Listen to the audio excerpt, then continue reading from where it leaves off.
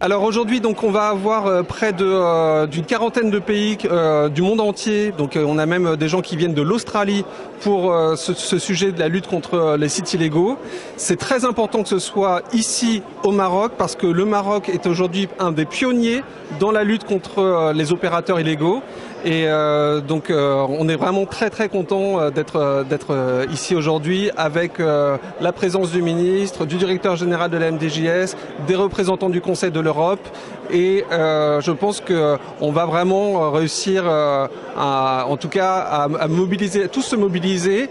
On a des représentants d'Interpol aussi qui sont ici, de l'autorité de régulation européenne, du greffe. Et donc je pense que ça va nous permettre vraiment de mettre tous nos efforts ensemble et de marquer un grand coup contre les truqueurs de match et contre les sites illégaux. On va faire un appel de Rabat, tout à fait. Il y aura un appel de Rabat et on va, je pense que c'est une première étape historique. Et on va remporter, mais c'est une première étape historique, mais une étape nécessaire qui va nous permettre de taper un grand coup contre les sites illégaux. Le fair play, effectivement, le sport aujourd'hui, ce sont des valeurs très importantes, mais le problème c'est que les opérateurs illégaux jouent sur l'addiction, ils rendent les gens addicts au jeu, et donc avec les opérateurs responsables, avec les loteries mondiales, on est aujourd'hui là pour pouvoir vraiment essayer de protéger un maximum le sport et les joueurs et les athlètes. Bonjour, Sophie Kouasni du Conseil de l'Europe à Strasbourg. Je suis ravie d'être aujourd'hui à Rabat pour la conférence visant à préserver l'intégrité du sport en luttant contre les paris sportifs illégaux. À travers cette conférence, nous sensibilisons tous les acteurs au niveau international à la lutte contre la manipulation des compétitions sportives. Le Conseil de l'Europe dispose d'une convention, la convention de Macolin, qui protège l'intégrité du sport en luttant contre la manipulation des compétitions sportives. On se réjouit que le Maroc l'ait signée. Nous attendons que le Maroc la ratifie et puisse être vraiment pleinement partie à cette convention, à cette coopération. C'est une coopération qui est déjà de longue date. On a ici de nombreux pays d'Afrique mais aussi d'Europe, avec les représentants des plateformes nationales de lutte contre la manipulation des compétitions sportives.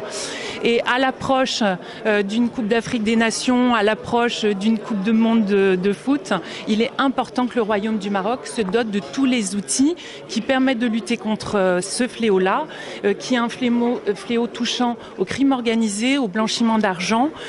Et là, à travers cet instrument, cette convention, on dispose des législations et de tous les outils de coopération internationale. Donc un grand merci à nos hôtes de nous accueillir. Nous aurons le ministère de l'Éducation nationale représenté par Monsieur le ministre, ministère de l'Éducation nationale, préscolaire et des sports, et évidemment la MDJS avec qui nous travaillons depuis de nombreuses années. Le sport sont des valeurs du fair play, donc il doit rester fair play. Et fair play, équité, s'assurer que chaque athlète participe sur un pied d'égalité et inclusivité de tous à la participation du sport. George Mavrotas, the chair of the follow-up committee of the Macaulay Convention of the Council of Europe, and also the Secretary General of Sport from Greece.